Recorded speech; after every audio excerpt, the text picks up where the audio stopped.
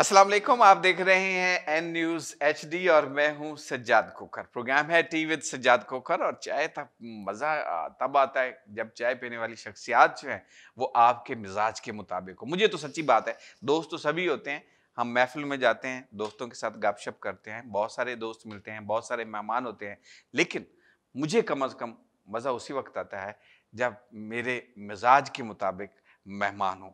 मेहमानों के साथ दुआ सलाम रखनी चाहिए, गपशप लगानी चाहिए, लेकिन चाय का अगर मज़ा लेना हो, तो फिर चाय का मज़ा लेने के लिए अपने हम मिजाज लोगों को ज़रूर चाय की दावत देनी चाहिए और चाय की प्याली पर फिर करनी चाहिए गपशप। तो आज टीवी सज्जाद कोकर में हमारे साथ कौन-सी मेहमान शख्सियतों की नामवर शख्सियत है, इसमें कोई शक नहीं, कोई शुबा नहीं। लेकिन ये दोनों शख्सियत जो हैं आज हमारे प्रोग्राम में, ये दोनों मेरी हम मिजाज हैं।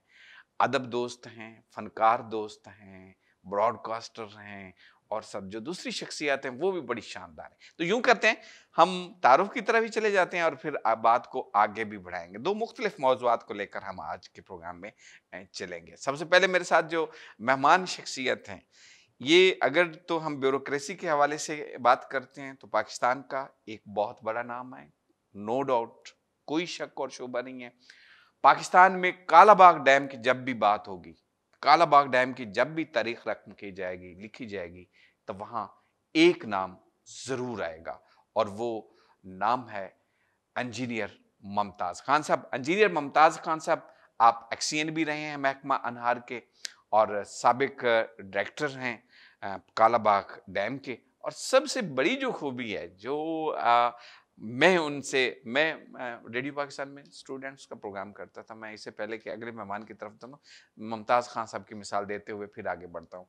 रेडियो पाकिस्तान में स्कूल में पढ़ता था और बच्चों का प्रोग्राम करता था और उसके बाद हमने एक प्रोग्राम किया था रेडियो पाकिस्तान में, सजना दा डेरा। बड़ा पॉपुलर प्रोग्राम था, उत्तम खेती का ये एक सेगमेंट हुआ करता था। उस सेगमेंट में उस वक़्त सर्विस में थे हमारी ये मेहमान शख्सियत यानी मुमताज़ खान साहब। एक्सियन थे, लेकिन मैं इन्हें साथ लेके जाता और फ़रमाइश करता कि खान साहब बांसुरी साथ उठानी है और गाड़ी में हमने रखनी है। हम लोगों के मसाइल की बात भी करेंगे, पानी की बात भी करेंगे, महकमा अनहार की बात भी करेंगे, लेकिन साथ बांसुरी की धुनें भी सुनाएँगे, तो वो मज़ा आता था। उस वक़्त की बात कर रहा हूँ। इंजीनियर मुमताज़ खान साहब, आपका बहुत-बहुत शुक्रिया। आज चाय की दावत पर मैंने आपको ज़हमत दी और आपने बग़ैर किसी हिचकिचाहट किए या टाइम को कि आपने फ़ौरन हाँ कर दी, मेरे लिए ये खुशकिस्मती है, आप खुशबख्ती है। मोहब्बतें हैं एक्चुअली। आपका बहुत शुक्रिया मुमताज़ खान साहब। हमारी आज की दूसरी जो मेहमान शख्सियत है, मैं अर्ज़ कर रहा था रेडियो पाकिस्तान की आज बातें छिड़ेंगी तो ऐसी ही चलेंगी साहब कि आज आप याद रखेंगे। बड़ी दिलचस्प बातें होने वाली हैं, बड़ी खूबसूरत इश्क की बात भी होगी, मोहब्बत की बात भी होगी, प्यार की बात भी होगी। हमारी आज की जो दूसरी मेहमान शख्सियत हैं, किसी तारुफ़ की मोहताज नहीं, पाकिस्तान भर में एक बड़ा नाम। जब उनका सिर्फ़ नाम आता है, तो पहचान लोग करते हैं और हमने फिर देखा कि इस शख्स के कहने पर लोगों ने अपनी सोनों की ख़वातीन ने अपने सोने की बालियाँ उतार कर इनके सामने रख दी। ख़वातीन ने अपने कंगन उतारे जब रेडियो पाकिस्तान से आप मुखातिब होते थे और कहते थे, आप ते सुन रहे हैं मंज़िल मेरे आगे, मैं हूँ रियाज़ मेलसी। रियाज़ मेलसी आज हमारे दूसरी मेहमान शख्सियत है और मेरे उस्ताद भी हैं, रेडियो पाकिस्तान में लाने वाले बच्चों के प्रोग्राम से। इन्हीं ने हुक्म किया था और बच्चों के प्रोग्राम से मैंने आगाज़ किया। बहुत-बहुत शुक्रिया रियाज़ मेलसी साहब। सज्जाद, आपका भी बहुत शुक्रिया कि आपने हमें अपनी चाय के काबिल समझा और अपनी चाय पे बुलाया। सच्ची बात है, मुद्दत से सोच रहे थे, बड़े-बड़े लोगों को आप बुला रहे हैं, कभी हमें भी चाय पे बुलाएँ। आपने बुलाया, आपका और आपके चैनल न्यूज़ एन जो है एचडी, उसकी इंतज़ामिया का, पूरी टीम का बहुत शुक्रिया कि इतनी प्यारी चाय पे और इतनी अच्छी महफ़िल में आपने हमें मदऊ किया।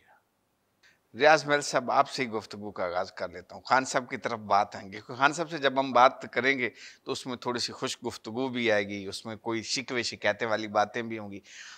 आपका रेडियो से इश्क पहले था या आपकी मोहब्बत पहले थी? मैंने इश्क भी किया है, मोहब्बत भी की है, क्योंकि मैं समझता हूँ कि जो बंदा इश्क नहीं करता ना, बहुत खला रह जाता है उसकी ज़िंदगी में। और हम तो हैं ही इश्क के मारे हुए सज्जाद। जब हम इश्क करते थे, मोहब्बत करते थे, तो हमें पत्थर भी फूल नजर आते थे, वाह वाह वाह वाह। और दरो दीवार जो है वो हमें अशजार लगते थे, हसीन लोग नजर आते थे, हुस्न नजर आता था। तो अब ये फैसला करना कि पहले इश्क किया या रेडियो से पहले मोहब्बत की, रेडियो भी मेरी दीवानगी की हद तक मैं समझता हूँ कि मेरी ज़िंदगी का हिस्सा रहा है, और मोहब्बत मैंने एक नहीं की, मोहब्बतें बेशुमार की, वाह वाह, मोहब्बतें बेशुमार की, और सिलसिला जारी है, अभी भी जारी है माशाल्लाह। नॉट आउट हुआ भी। नॉट आउट है माशाल्लाह। खान साहब, आपसे भी इसी सवाल से आता हूं आगे कि पहले नौकरी की या पहले मोहब्बत की? सबसे पहले तो सजाद भाई, मैं आपका नहायत तहे दिल से मशकूर हूँ कि आपने एन न्यूज़ के इस प्रोग्राम में मुझे बतौर मेहमान आपने दावत दी। आपने कहा कि बहुत शॉर्ट नोटिस के ऊपर मैं यहाँ आ गया हूँ। उसकी वजह ये है कि ये आपकी मोहब्बत है। मेरा और आपका ताल्लुक़ बहुत पुराना, जैसे भी आप जिक्र कर रहे थे। मैं थोड़ी सी एक तस्सीह करना चाहता हूँ कि जब आपने मुझे फ़र्स्ट टाइम दावत दी थी तो मैं उस वक्त मुल्तान में एक्स नहीं बल्कि एससी के ओहदे पर, हाँ ऐसी, बिल्कुल हाँ एससी बिल्कुल, मेलसी कैनाल सर्कल मेल्सी के। कनाट बिल्कुल ऐसे। अब मेरी ज़िंदगी में मेलसी का जो लफ्ज़ है उसका बड़ी अहमियत है, बहुत अहमियत है। और मैं अभी कह रहा था कि रियाज मेलसी साहब से भी मेरी मोहब्बत का एक, यहाँ पे कहा ना कितनी मोहब्बतें हैं, तो ये भी एक मोहब्बत है। एक पहलू ये भी है कि इनके नाम में मेलसी है, इनके नाम के साथ।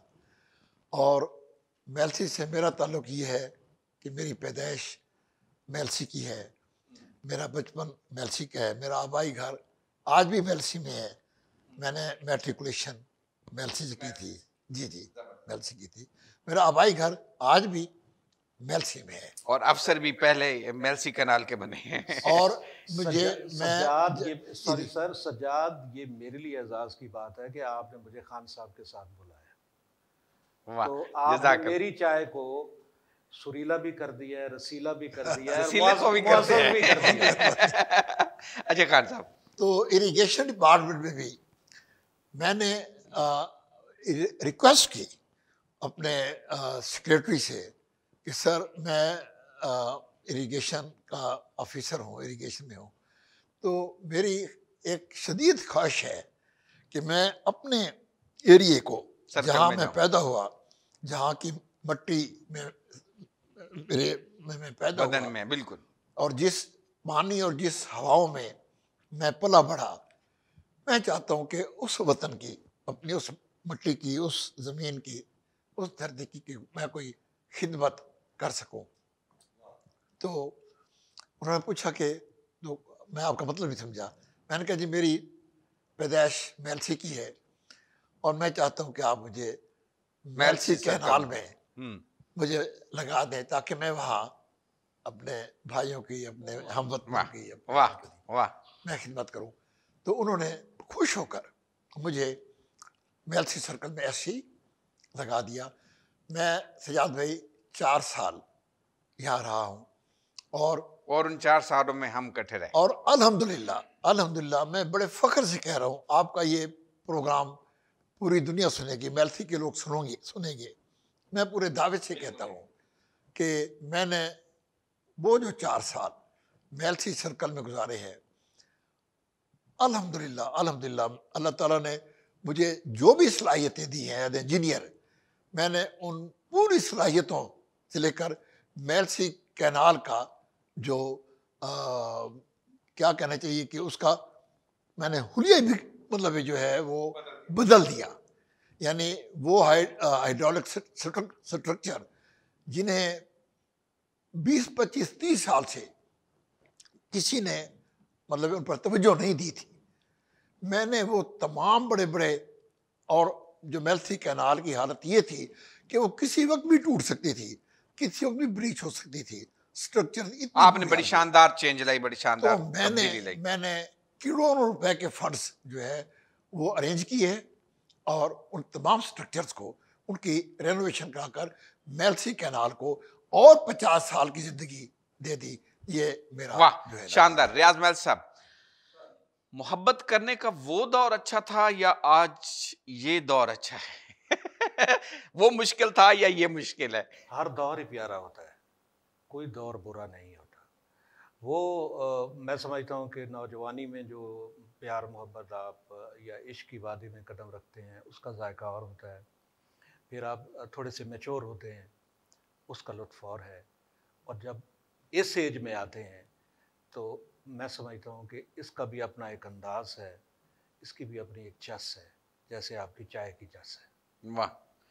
तो तो हम इसमें ये बाइफरकेट करना कि प्यार का, मोहब्बत का और इश्क का अब कौन सा है जो है वो ज़्यादा बेहतर होता है। नहीं, मैं जो अर्ज करना चाह रहा हूँ मैं ये कि वो दौर था कि हम अगर किसी को चाहते थे तो अपनी चाहत का इजहार करना आसान नहीं होता था, बड़ा मुश्किल दौर था।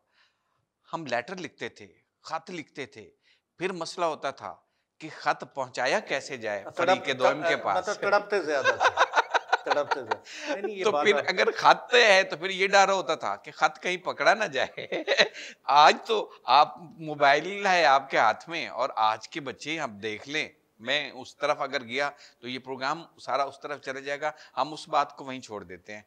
हम खान साहब से बांसुरी की धुन सुन लेते हैं, फिर बात को आगे बढ़ाएंगे। इससे खान इससे साहब अच्छी बात तो हैं? और हो नहीं सकती। जरा ये तो आपसे बात जो है मजा तो तब है ना कि साथ बांसुरी की धुन भी चल रही हो। जी जरूर। मैं सिर्फ एक थोड़ी सी बात करना चाहता हूँ। जी प्लीज। मोहब्बत की बात हो रही थी।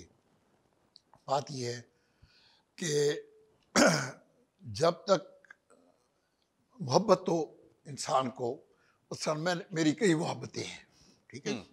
एक वो मोहब्बत है जो कि हम आम फैम में इस्तेमाल करते हैं, जो आप पूछ रहे हैं। लेकिन लेकिन लेकिन एक वो मोहब्बत है जो कि आपको अपने प्रोफेशन से है, ठीक है जी। एक वो मोहब्बत है जो कि आपको अपनी फैमिली से है। बिल्कुल ऐसे। एक वो मोहब्बत है जो कि आपको अपने माशरे से है। और मोहब्बत का एक वो मुकाम है जो कि आपको अपने मुल्क और कौम के साथ है। मोहब्बत के कई रूप हैं ना। कई रूप है, ठीक है जी। और मोहब्बत नहीं, बल्कि जब वो मोहब्बत मकाम इश्क के मकाम तक पहुंचती है तो तब ही आप उसका हक अदा करते हैं। और अल्हम्दुलिल्लाह मेरा जो है, मेरी मोहब्बतें जितनी भी हैं वो इश्क के मकाम पर हैं। वाह। चाहे वो काला बाग डैम हो, चाहे वो पाकिस्तान का पानी का मसला हो, चाहे वो मुल्तान की हमारे जो वसेब की माहौलियात है और उसमें शजरकारी के हवाले से जो मेरा इश्क है, जो मेरा पैशन है, इसमें वो कोई शक नहीं। मैं इस पे बात करूंगा आपसे। या फिर मौसीकी का हवाला हो।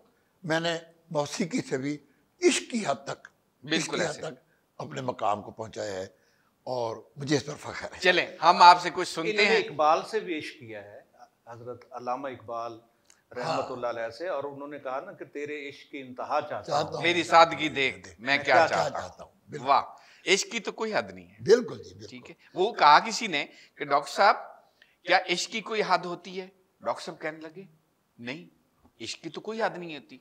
पूछने वाले कहा डॉक्टर साहब आपने खुद तक कहा है तेरे इश्क की इंतहा चाहता हूं। मेरी डॉक्टर साहब ने सादगी कहा हाँ ठीक है, मैंने कहा लेकिन इसका दूसरा मिसरा तो पढ़, मेरी सादगी देख मैं क्या चाहता हूँ कि मेरी कितनी मैं सादा बंदा हूँ कि मैं तेरे इश्क की इंतहा तो होती नहीं है भाई। बिल्कुल बिल्कुल। खान साहब कुछ और सुरों अल्लामा को इकबाल ने छेड़िए। एक भी फरमाया था कि नक्श है सबना तमाम खून जिगर के बगैर। वाह। नक्श है सबना तमाम खून जिगर के बगैर, नगमा है सौदाए खाम खून जिगर के बगैर। जब तक आप खून जिगर नहीं शामिल करेंगे अपने इश्क में, अपने इश्क में, आप उसके मिराज तक कभी नहीं पहुंच सकेंगे। नहीं और पहुंच आज एक मैं आपको धुन हम लेंगे और मेरे फिर मेरे सांवरिया ख्याल में हमारे पास ब्रेक बांसुरी का वक्त भी बजाएगा। होने जा रहा है शायद। जी एक धुन और फिर उसके बाद ब्रेक पे जी चलते हैं। अपने सजाद भाई क्योंकि माह रबीउल अव्वल है, हुजूर पाक की सल्लल्लाहु अलैहि वसल्लम। विलादत का वो है, तो मैं एक नात, सुभान अल्लाह। एक फिल्मी नात है, हाँ जी, वो मैं जी आपकी खिदमत प्लीज पेश करता प्लीज हूँ। Please please. शाह मदीना यसरब यसरब के यसरब के बाद सारे नबी थे। तेरे दर के सवाल, सुभान फिल्म अल्लाह। थी नूरे इस्लाम नूर इस्लाम। और तनवीर नकवी साहब ने लिखी थी वाह। और हसन लतीफ साहब ने मौसीकी तरतीब दी। माशाअल्लाह। सर ऐसे तो नहीं है ना फिर एक खजाना है हमारे पास, हम उस तरफ आएंगे, लेकिन अभी पहले आपसे धुन सुन लेना। सजाद भाई, ये जो है नात, ये राग भैरवी के सुरों में।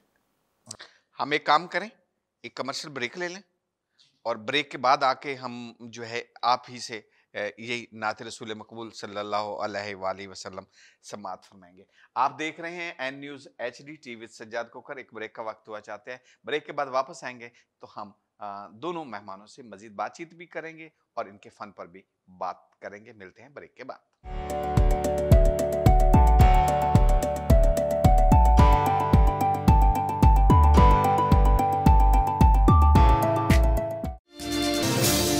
अस्सलाम वालेकुम नाज़रीन, प्रोग्राम आपकी बात का मेज़बान मैं हूं फिदाउल्लाह चौधरी। बात होगी अवाम के मसाइल की, बात होगी सेहत के हवाले से मौजूद सहूलियात और बढ़ते हुए अमराज की। आपकी OPDs बंद हो जाती हैं, पेशेंट सफ़र कर रहा होता है। गवर्नमेंट जब इस तरह करेगी तो डॉक्टर स्टूडेंट्स फ्रस्ट्रेशन में आके एहतजाज का दायरा कार भी हम वसी कर देंगे। करेंगे बात तरक्याती मंसूबों की, अवाम के मसाइल पहुँचाएंगे ईवानों तक। पाकिस्तान ज़्यादा जो टैक्स पे करने वाली कंट्रीज़ में शामिल होता है। तो जिन मुल्कों में इतनी हैवी टैक्सेशन ली जा सकती है, free education, free health services, ये सारी चीज़ें मिल रही होती हैं। इंडस्ट्री के मसाइल को लाएंगे ज़ेरे बहस। बात होगी ज़राअत के शोबे से मुंसलिक अफराद से। आटा जिसको हम आम जुबान में कहते हैं, कि उसके अंदर क्या कमी होती है। हमारे यहाँ डाइटरी डाइवर्सिटी जो है वो नहीं है, मुख्तलिफ अक़साम की खुराक नहीं खाई जाती। एन न्यूज़ HD पर देखते रहिए प्रोग्राम आपकी बात, जुमा और हफ्ता रात 8 बजे।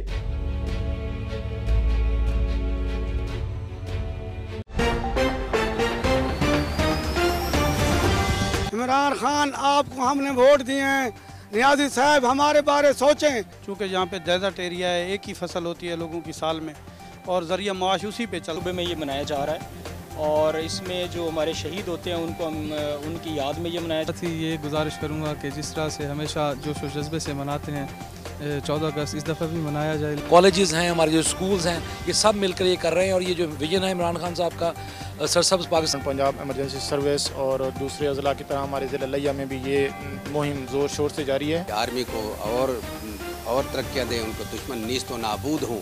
कोई आला अफसर आए और इस मुल्क को आगे संभाले, कंट्रोल करे, क्योंकि आर्मी के अलावा हमें कभी भी सहूलत नहीं मिली। जान जान पाकिस्तान, दिल दिल पाकिस्तान। इतवार की शाम 7:05 पर।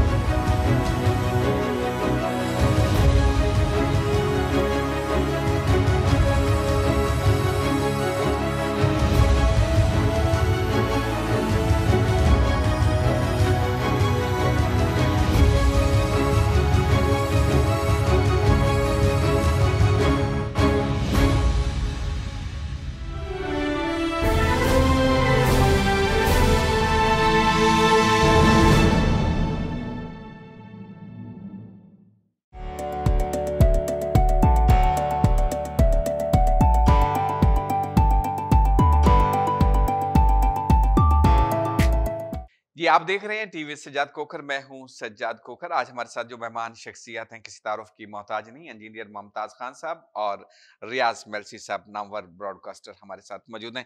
खान साहब, हम नात रसूल मकबूल सल्लल्लाहु अलैहि वसल्लम की धुन आपसे सुनना चाहेंगे, आपने देखने वालों को। मैं ये अर्ज कर रहा था कि ये नात जो है ये राग भैरवी के सुरों में मतलब इसे कंपोज किया गया है, तो मैं थोड़ा सा आलाप राग जी प्लीज, और फिर उसके बाद बिल्कुल इजाज़त है। जज़ाकल्लाह।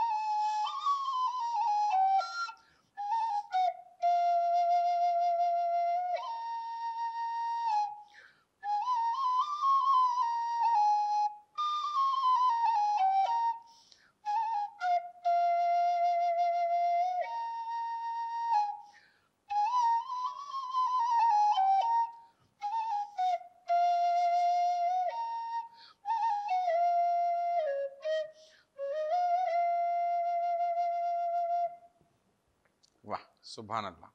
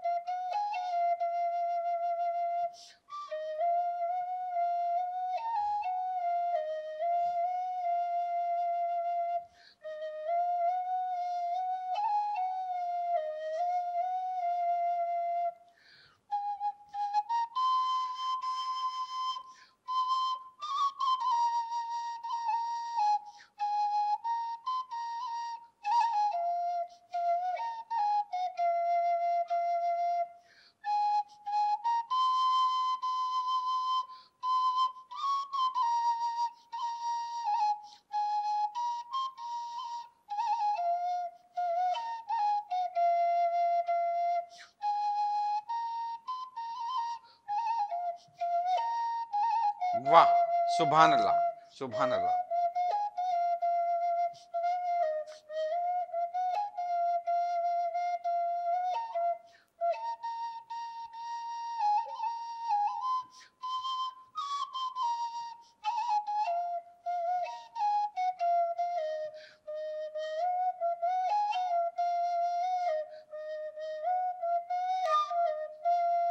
वाह वाह, सुभान अल्लाह, सुभान अल्लाह। उसकी कौन सी फिल्म बता रहे थे? नूरे इस्लाम फिल्म थी। तनवीर नकवी साहब ने लिखा, हसन लतीफ़ लिलत ने मौसीकी तरतीब दी, और आप हैरान होंगे कि सलीम रज़ा साहब ने गाई, ये नात पढ़ी। और सलीम रज़ा साहब मुसलमान नहीं थे। उन्होंने एक मरतबा एक इंटरव्यू में कहा कि अगर मेरी बख्शिश हुई तो इस नात रसूल मकबूल सल्लल्लाहु अलैहि वसल्लम। सुभान अल्लाह, सुभान अल्लाह। रियाज मेल साहब आपकी तरफ आएंगे। ब्रॉडकास्टिंग का सफर, इश्क के सफर तो आगाज हुआ, ब्रॉडकास्टिंग का सफर इस तरफ कैसे आए और फिर रियाज से रियाज मेलसी कैसे बने? बल्कि मैं ये करूंगा कि सलू भाई से हैं। सरू भाई जब रेडियो पाकिस्तान में सरू भाई, हम सरफराज खान को कहते हैं। सरफराज खान पाकिस्तान का एक बड़ा नाम और रिटायर अब लाइफ गुजार रहे हैं। यकीनन हमारा प्रोग्राम देख रहे होंगे। हम आपको भी ट्रिब्यूट पेश करते हैं कि आपके भी बहुत सारे शागिर्द ब्रॉडकास्टिंग की दुनिया में इस वक्त अपने फ़राइज़ अंजाम दे रहे हैं। उस्ताद जी, आपके ब्रॉडकास्टिंग का सफ़र। सज्जाद, आपने बहुत ही प्यारा सवाल किया है। एक्चुअली ब्रॉडकास्टर बनने से पहले मैं लिसनर था और रेडियो पाकिस्तान के तमाम स्टेशंस को ट्यून करता था, मुख्तलिफ लोगों को सुनता था। ब्रॉडकास्टर बड़े बड़े नाम जो थे, अजीम सरवर साहब थे, ठीक है जी। और इसी तरह नईम सारंग साहब थे। अच्छा, आप इधर मुल्तान में आ जाए, मलिक अजीज़ुर रहमान साहब, शमशीर हैदर हाशमी साहब, सैयद कमर हुसैन, खुर्शीद मलिक साहब, सरफराज खान, मुदस्सरा मंसर। जब ऐसे लोगों को मैं सुन रहा था तो मेरे अंदर भी आरज़ू की एक कली खिलती थी, वाह, कि मैं भी ब्रॉडकास्टर बनूंगा, क्योंकि ये बहुत आलम लोग थे, आलिम लोग थे ये, ठीक है जी। और इन आलिम सिफत लोगों को सुनने के बाद मैंने ये फैसला किया कि मैं रेडियो ब्रॉडकास्टर बनूंगा, और मैं भी इसी तरह अपने जो मेरे ख़यालात हैं या जज्बात हैं उनको रेडियोई लहरों के ज़रिए मैं लोगों तक पहुंचाऊंगा। और आप देखें, ये मेरा ईमान है और यकीन है कि जब आप कभी कोई ख्वाब देखते हैं ना और उसके लिए कोशिश करते हैं, काविश करते हैं, तो उसकी ताबीर आपको मिल जाती है, मंजिल मिल जाती है। हाँ, तो इस तरह मैं एक लिसनर था, इन लोगों को सुना, इतने बड़े लोगों को मैंने सुना। और जब मैं इधर आ गया तो सरफराज खान साहब का आपने जिक्र किया, ये मंजिल मेरे आगे, दुख सुख सांझे, दस्तक प्रोग्राम जिसमें ब्लड बैंक, जी, रेडियो ब्लड बैंक के स्ट्रिंगर के तौर पे मैंने आगाज किया, बुक बैंक। तो आप ये देखें, जब मैं इधर आया तो मुझे ये एहसास हुआ कि यार कितना बड़ा इदारा है, कितना अजीम इदारा है। आप ड्रामे से लेके म्यूज़िक से लेके लिटरेचर से लेके कल्चरल एक्टिविटीज़, फिर आप एक वक्त में वज़ीर से बात कर रहे होते हैं और एक वक्त में आप फ़कीर से बात कर रहे होते हैं, तो इससे बड़ा तनव्वु आपको कहीं नहीं मिल सकता। शानदार। तो यूं मैं रियाद मेल, कल की ब्रॉडकास्टिंग और आज की ब्रॉडकास्टिंग में आपको क्या फ़र्क नज़र आ रहा है? यानी कल रेडियो पाकिस्तान एक चैनल था जो दुनिया भर में सुना जाता था, आज पाकिस्तान में एक प्राइवेट चैनल कई स्टेशनों पे अपनी ट्रांसमिशन दे रहा है। प्राइवेट रेडियो नेटवर्क का एक वसी जाल आ गया पाकिस्तान में। सरकारी सतह पर बहुत सारे रेडियो चैनल आ गए। इवन हम अगर रेडियो पाकिस्तान की बात करते हैं तो इस वक्त भी रेडियो पाकिस्तान के अपने बेतहाशा चैनल हैं। इस तरह एक और FM नेटवर्क है, उसके बहुत सारे स्टेशन हैं। तो कल की ब्रॉडकास्टिंग और आज की ब्रॉडकास्टिंग में फ़र्क क्या है? सजाद, आप खुद एक कामयाब ब्रॉडकास्टर हैं और आप समझते हैं इस बात को कि मौजूदा ज़माने की ब्रॉडकास्टिंग ने एक इनकलाब बर्पा कर दिया है। पुरानी जो ब्रॉडकास्टिंग थी, आज की ब्रॉडकास्टिंग को एक जो है एक चैलेंज की सूरत में पुरानी ब्रॉडकास्टिंग के सामने खड़ी हो गई है आके। जब ये सूरत हाल पैदा हुई कि सोशल मीडिया का सामने और प्राइवेट टीवी चैनल्स आ गए हैं, तो अब रेडियो पाकिस्तान क्या करेगा? लोग सोचने लग गए कि अब ये तो गया, मगर ऐसा नहीं हुआ। हमारे बड़ों ने और हमारे जितने असातिज़ा कराम थे, यंग लोग थे, सब ने मिल के सोचा कि अब क्या करना है, इतना बड़ा चैलेंज आपके सामने है। तो फिर रास्ता निकल आया कि हमें भी सोशल मीडिया के साथ चलना है। बिल्कुल, डिजिटल मीडिया को साथ लेकर चलना है, डिजिटल मीडिया के साथ और जदीद टेक्नोलॉजी के साथ चलना है। अब देखें ना, सोशल मीडिया पे फेसबुक है, ट्विटर है, इंस्टाग्राम है, व्हाट्सएप है, यूट्यूब है। तो अब मुकाबला करना था, सर्वाइवल का मसला भी था, तो गवर्नमेंट की सतह पे भी सोचा गया।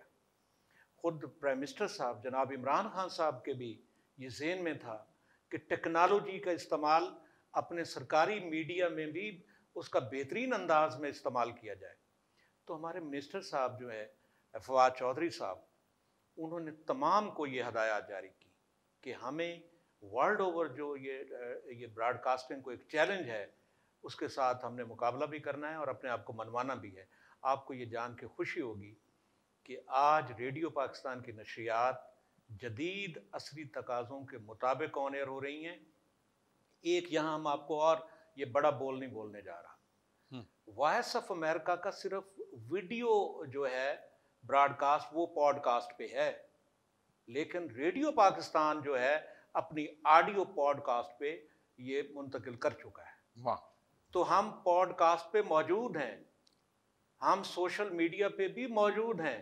तो कल की ब्रॉडकास्टिंग ने आज की ब्रॉडकास्टिंग को आपने साथ मिला लिया, सीने से मिला लिया है, लगा लिया है। वाह, शानदार। तो इसलिए सजाद, अल्लाह आपको सलामत रखे और आपके चैनल को भी।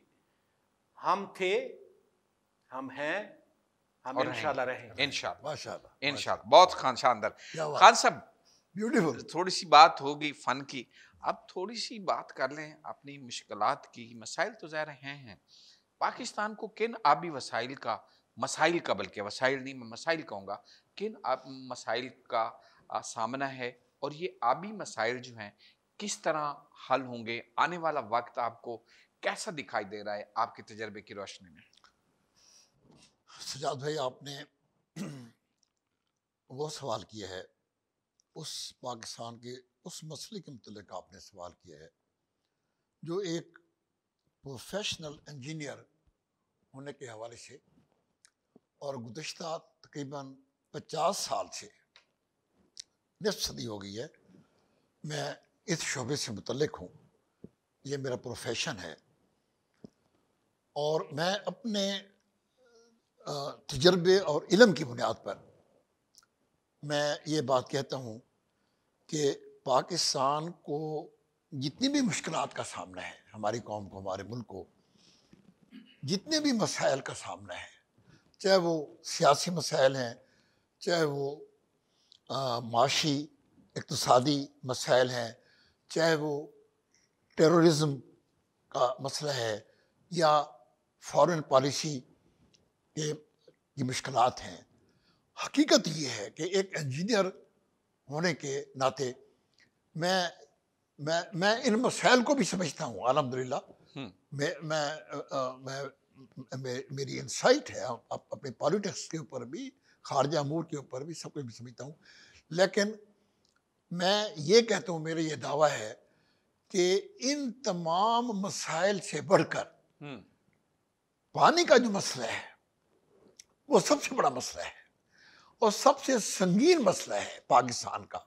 बिल्कुल ऐसे सबसे इन तमाम मसाइल से हम लेकिन अनफॉर्चुनेटली इसकी आगाही नहीं है, इसकी हमारी कौम को, हमारे अवाम को इसकी अवेयरनेस नहीं है।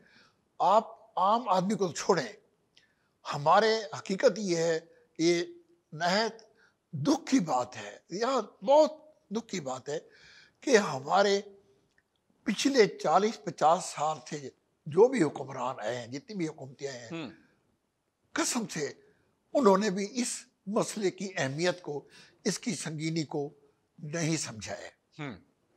और उसकी मैं आपको ये मैं ऐसे ज़बानी कलामी बात नहीं, मैं आपको फैक्ट्स एंड फिगर से मैं आप बता रहा हूँ, और वो ये है कि इंटरनेशनल लेवल पर किसी कौम के आबी तहफ़्फ़ुज़, वाटर सिक्योरिटी का जो पैमाना है वो ये है कि जिस कौम के पास फी गज पर कैपिटा 1700 क्यूबिक मीटर पानी, साफ पानी, मीठा पानी दस्तयाब है, वो कौम, या इससे ज़्यादा, वो कौम आबी तहफ़्फ़ुज़ का दावा कर सकती है, उसे आबी तहफ़्फ़ुज़ हासिल है। ये पैमाना है। बिल्कुल ठीक है जी। 1700 क्यूबिक मीटर से जब हम नीचे आते जाते हैं तो इसका मतलब ये है कि आप पानी की किल्लत का शिकार हैं। बिल्कुल ऐसे वाटर शॉर्टेज, आपकी वाटर सिक्योरिटी जो है वो वल्नरेबल हो गई है। जैसे ही 1700 से नीचे आते जाते हैं तो 1700 से नीचे आएंगे तो इसका मतलब ये कि आप पानी की कमी का शिकार होते जा रहे हैं। बिल्कुल, आपके आबी तहफ़्फ़ुज़ जो है वो उसकी जरूरत है, वो कम हो रहा है। ठीक है जी।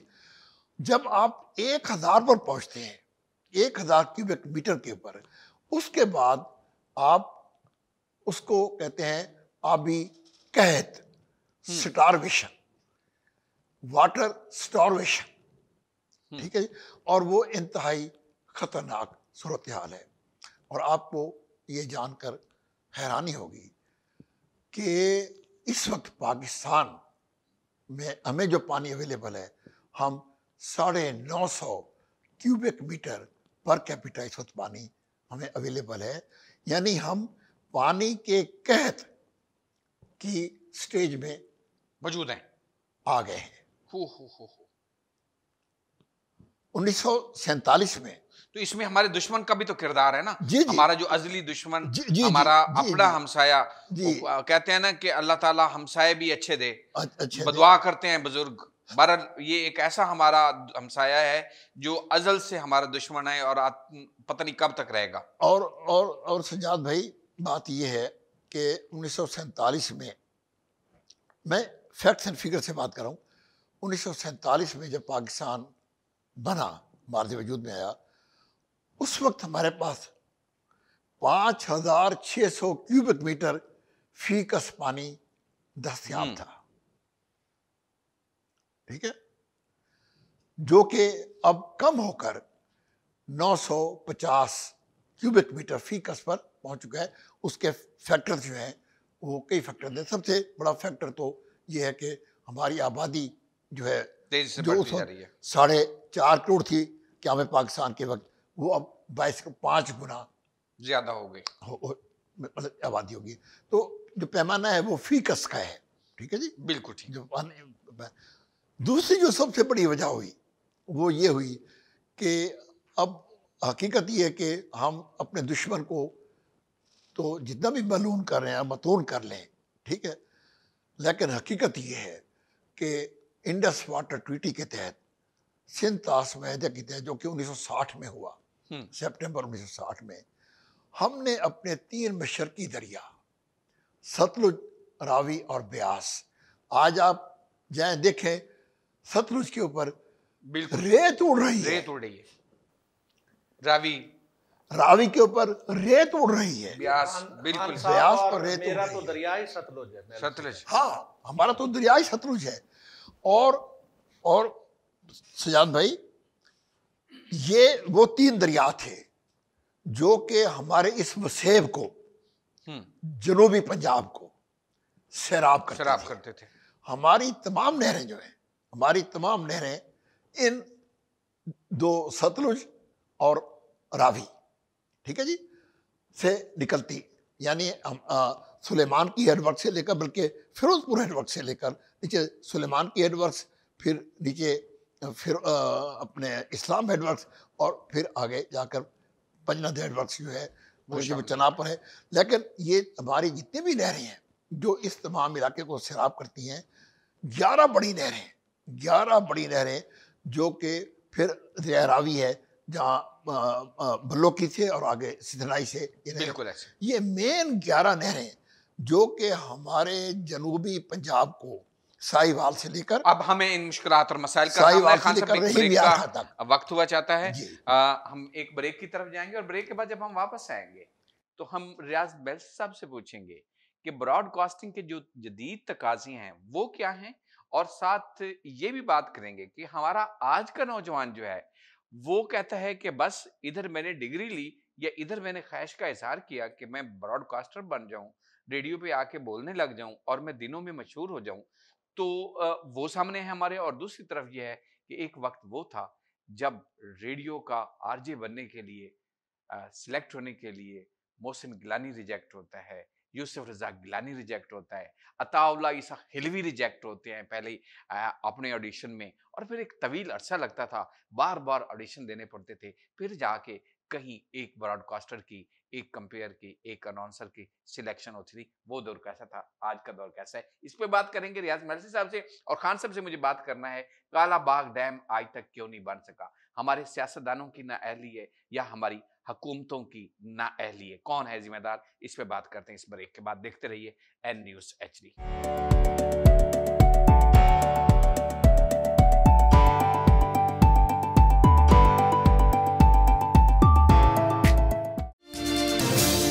अस्सलाम वालेकुम नाज़रीन, प्रोग्राम आपकी बात का मेज़बान मैं हूं फिदाउल्लाह चौधरी। बात होगी अवाम के मसाइल की, बात होगी सेहत के हवाले से मौजूद सहूलियात और बढ़ते हुए अमराज की। आपकी OPDs बंद हो जाती हैं, पेशेंट सफ़र कर रहा होता है। गवर्नमेंट जब इस तरह करेगी तो डॉक्टर स्टूडेंट्स फ्रस्ट्रेशन में आके एहतजाज का दायरा कार भी हम वसी कर देंगे। करेंगे बात तरक्याती मंसूबों की, अवाम के मसाइल पहुँचाएंगे ईवानों तक। पाकिस्तान ज़्यादा जो टैक्स पे करने वाली कंट्रीज़ में शामिल होता है। तो जिन मुल्कों में इतनी हैवी टैक्सेशन ली जा सकती है, free education, free health services, ये सारी चीज़ें मिल रही होती हैं। इंडस्ट्री के मसाइल को लाएंगे ज़ेरे बहस। बात होगी ज़राअत के शोबे से मुंसलिक अफराद से। आटा जिसको हम आम जुबान में कहते हैं कि उसके अंदर क्या कमी होती है। हमारे यहाँ डाइट्री डाइवर्सिटी जो है वो नहीं है, मुख्तलिफ अक़साम की खुराक नहीं खाई जाती। एन न्यूज़ HD पर देखते रहिए प्रोग्राम आपकी बात, जुमा और हफ्ता रात 8 बजे।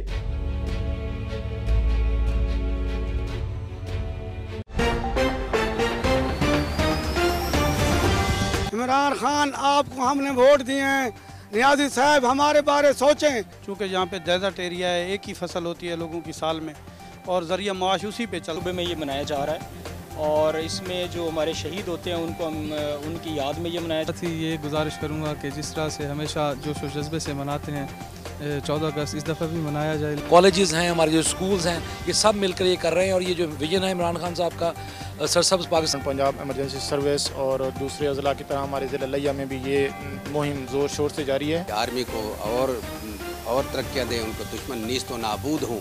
कोई आला अफसर आए और इस मुल्क को आगे संभाले, कंट्रोल करे, क्योंकि आर्मी के अलावा हमें कभी भी सहूलत नहीं मिली। जान जान पाकिस्तान, दिल दिल पाकिस्तान। इतवार की शाम 7:05 पर।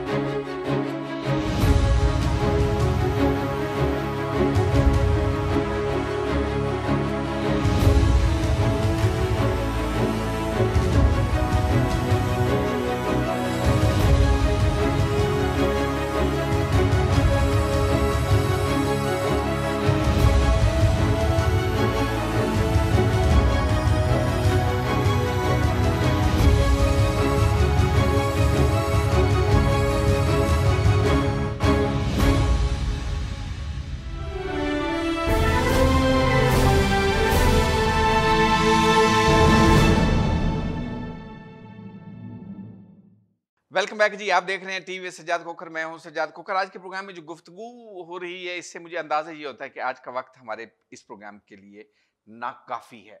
बहुत गुफ्तगू है, बहुत इंफॉर्मेशन है खान साहब के पास भी, रियाज मेल्सी साहब के पास भी, और मुझे यूँ लगता है कि फिर आइंदा आने वाले दिनों में किसी दिन मुझे ये प्रोग्राम अलग अलग करना पड़ेगा। रियाज मेल्सी साहब के साथ अलग प्रोग्राम करना पड़ेगा और खान साहब के साथ एक अलग प्रोग्राम करना पड़ेगा। और ये मैं अभी वादा लिए देता हूँ ताकि फिर किसी दिन हम प्रोग्राम करेंगे। फिर आगे रियाज मेल्सी साहब, वादा है हम एक प्रोग्राम सोलो आपके साथ करेंगे ब्रॉडकास्टिंग पे।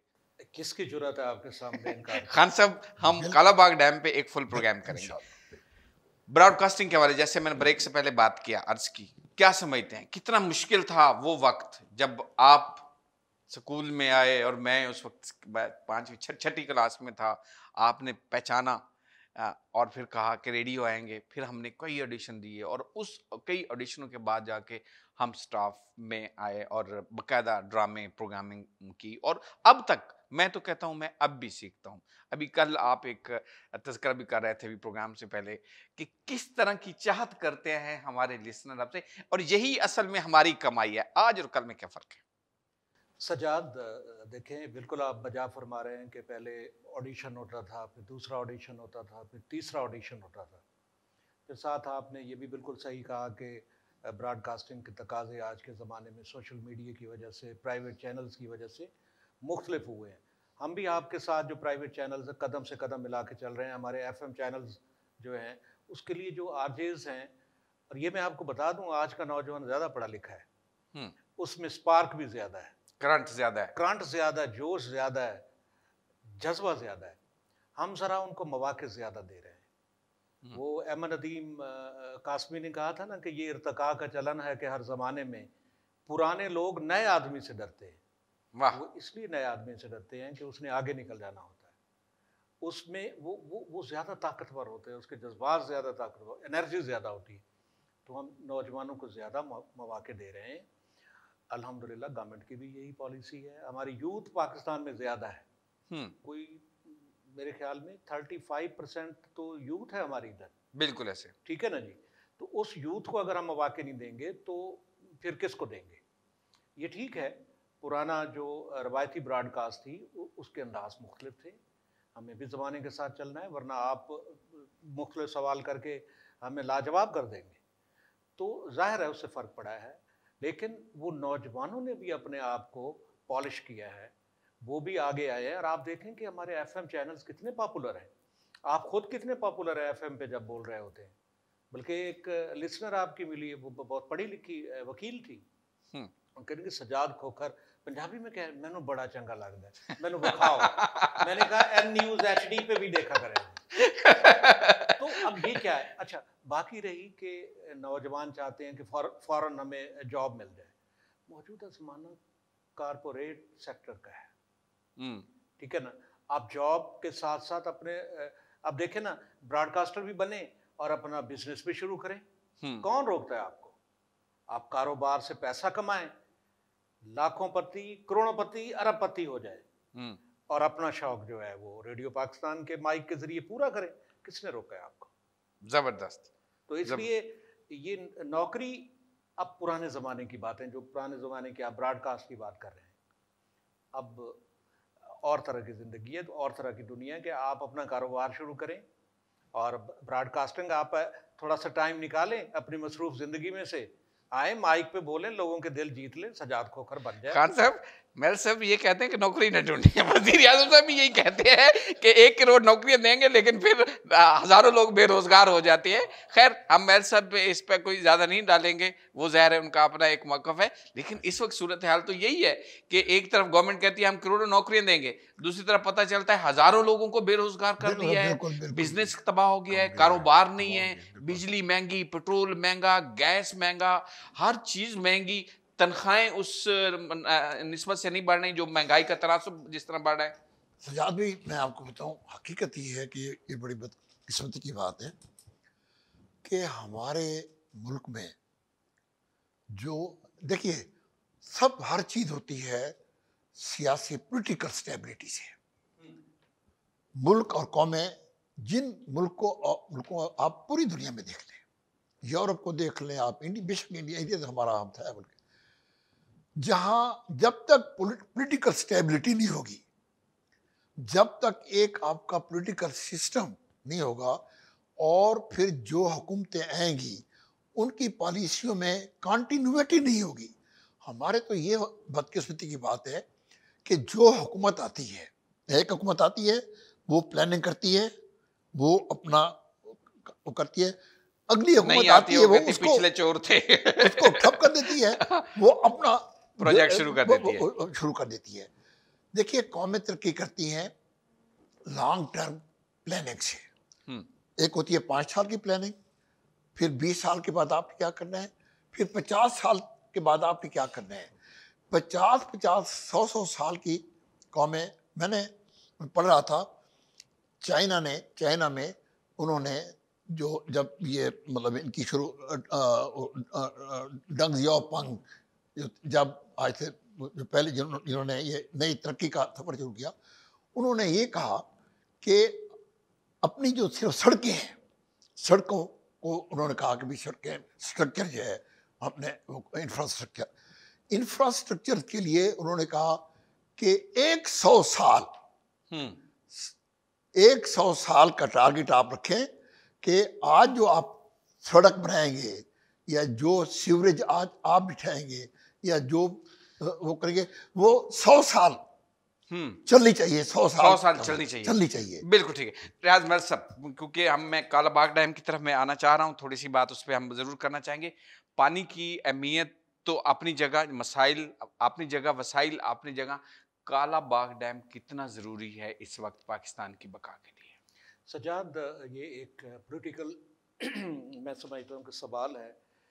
इस पर मैं तो कुछ ज़्यादा ना बात कर सकता हूँ ना राय दे सकता हूँ, क्योंकि मैं गवर्नमेंट का मुलाजिम भी हूँ। गवर्नमेंट बेहतर समझती है कि क्या पॉलिसी सही होती है, ये खान साहब बता सकते हैं।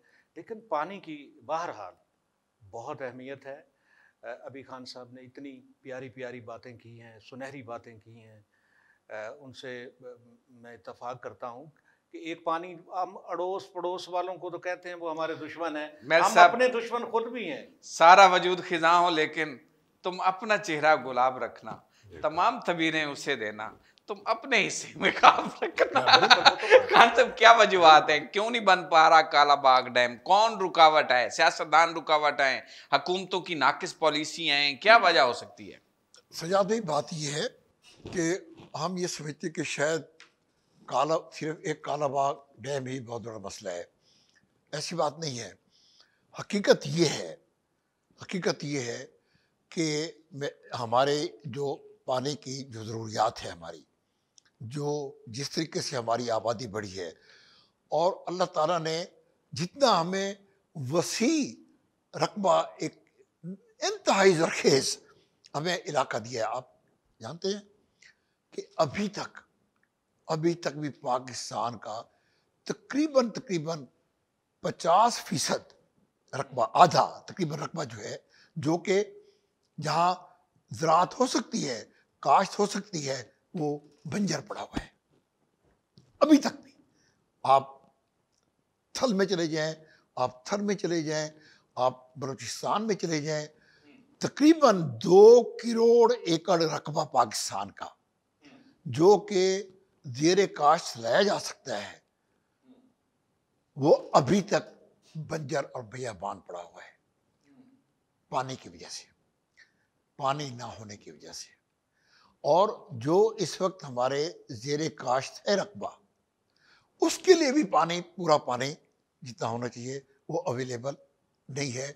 हमें जिम्मेदार कौन है? मैं अर्ज करता हूँ, जिम्मेदार हमारे हुक्मरान हैं, हम खुद हैं, कोई और नहीं है, कोई दुश्मन नहीं है। देखिए, दुश्मन ने तो अपना काम करना है, इसमें कोई शक नहीं कि कालाबाग डैम के ना बनने में बैरूनी ताकतों का भी मुलव्वस है, बिल्कुल मुलव्वस है, साजिशें होती हैं बकायदा, बिल्कुल मुलव्वस है, और उन साजिशों में हमारे लोग इस्तेमाल हो जाते हैं। एग्जैक्टली, हमारे अंदर से ऐसे गद्दार मौजूद हैं जो कि उनके पे रोल के ऊपर हैं, और उन्होंने ये फजा पैदा की है। देखिए, सिर्फ कालाबाग डैम की मैं बात नहीं करता हूँ। हकीकत ये है कि हमें तरबेला डैम 1975 में कमीशन हुआ। आज 1975 से लेकर आज 46-47 साल हो चुके हैं। इन 46-47 सालों में कम से कम हमें 4 या 5 डैम और बना लेने चाहिए थे, और नहीं बन सके। ठीक है जी, 4 या 5 डैम। और ऐसी बात नहीं है कि हमारे पास डैम साइट्स नहीं है या हमारे पास पानी नहीं है। खान साहब, आप प्रोजेक्ट डायरेक्टर रहे कालाबाग डैम पे। कालाबाग डैम पे हम एक स्पेशल प्रोग्राम करेंगे और आपसे सारी हिस्ट्री जानेंगे। प्रोग्राम का वक्त खत्म होने जा रहा है और मुझे सजाद भाई बहुत जरूरी है जी, आप मुल्क और कौम की बहुत बड़ी खिदमत होगी अगर आप कालाबाग डैम पर और पाकिस्तान के पानी के वसाइल पर आप एक पूरा प्रोग्राम आपके साथ करेंगे। रियाज महल साहब, पाकिस्तान में ब्रॉडकास्टिंग का मुस्तकबिल क्या देख रहे हैं आप? बहुत ब्राइट है सजाद, बहुत ब्राइट है। उसकी वजह ये है कि आप ये देखें कि रेडियो की दुनिया में नौजवानों की जो दिलचस्पी है हमारी यूथ की ना, उससे लगता है कि हर शख्स का तो अपना चैनल है। आप देखिए आवाज यूट्यूब पर और हर दूसरा बंदा, मेरा नहीं कहा खान साहब, आप का है चैनल यूट्यूब पर। चैलेंज चाहिए होता है। जब आपको चैलेंज मिलता है ना, तो फिर आप सरवाइव भी करते हैं, जिंदा भी रहते हैं और आगे ब्राइट भी हो जाते हैं।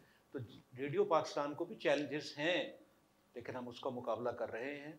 अल्हम्दुलिल्लाह, ब्राइट है फ्यूचर इंशाल्लाह। खान साहब, मुझे आपसे गाने की धुन सुननी है जो आपकी पसंदीदा हो, जो शानदार, जो आपके समझें कि आप उसको बड़े शौक से गाते हैं, और आपने अपनी पहली महबूबा के लिए जो गाई हो वो हमें सुना दीजिए।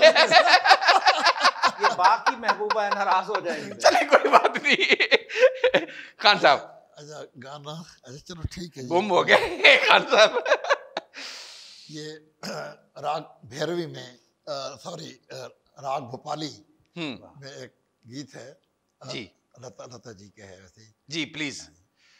तो राग, क्योंकि मैंने क्लासिकल भी सीखा है, तो जो भी क्लासिकल सीखता है वो लाजमी बात है वो अलाप पहले करता है ताकि वो माहौल बन जाए, माहौल बन जाए। तो ये राग भोपाली, तो प्लीज माहौल बनाइए इससे पहले कि हमारी चाय खत्म और हम इजाजत लें।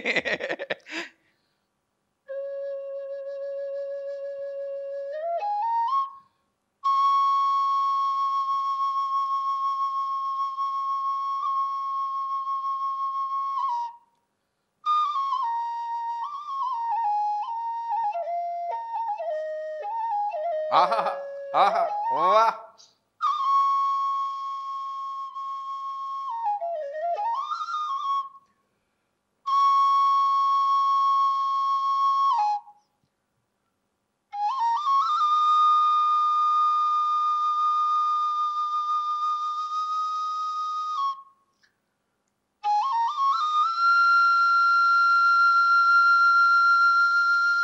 आहा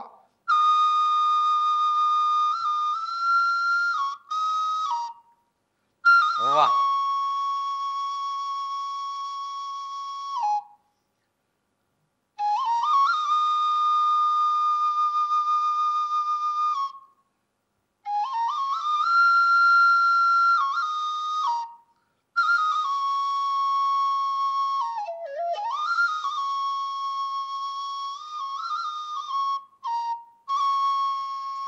वाह, शानदार शानदार।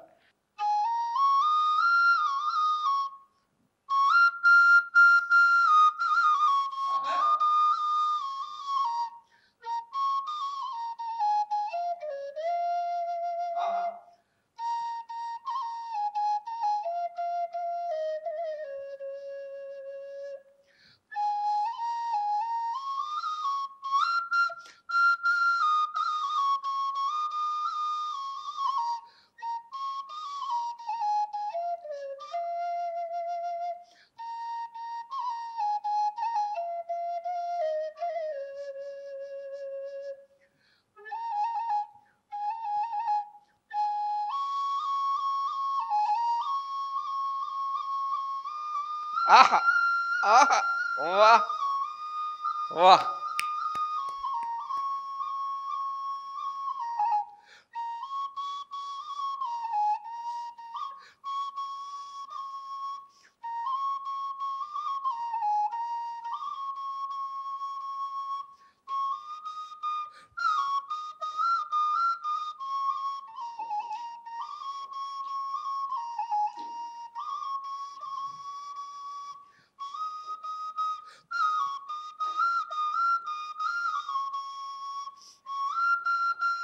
आहा वाह,